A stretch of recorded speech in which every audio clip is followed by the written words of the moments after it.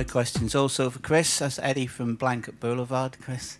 Going on from what you were saying about the 2 9.5s or the way Liverpool play, last year when I came here, you were very honest and open about how you're going to get Wes in the team.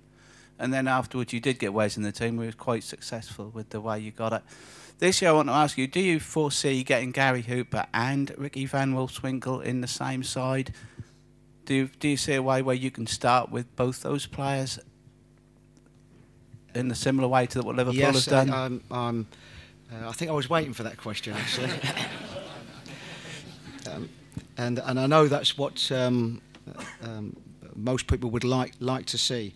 But probably going back to a little bit, and I'll go on to the answer to your question.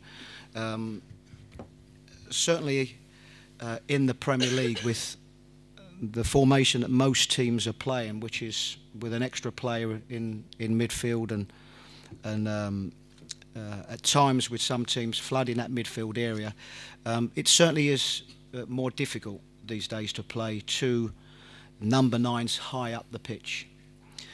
What I have endeavoured to do in some games this season is Johan Hermander, who joined us.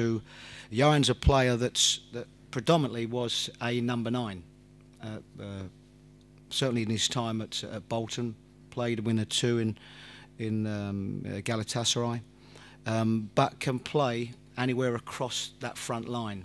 And what I endeavoured to do with him was to play him with Ricky, but play him just a little bit deeper off of Ricky. Do I feel that Gary could play in that role? Yes, I do. But as always, it's about the process going into each game and what is the right game. I am also very conscious that we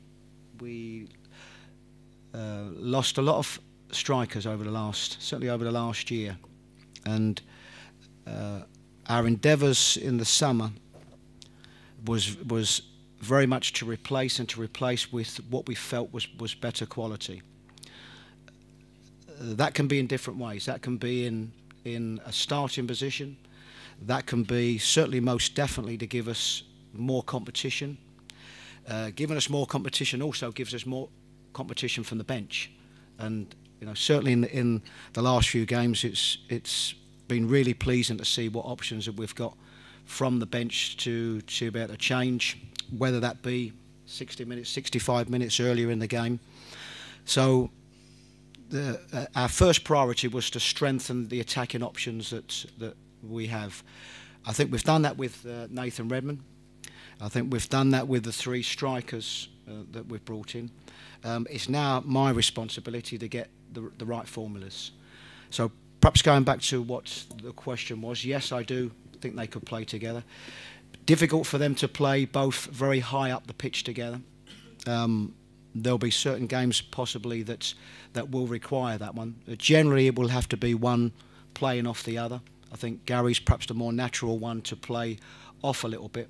Ricky's strength is very much trying to get into the box and making forward runs. But of course, it's all around the strategy for whichever game that we're going into.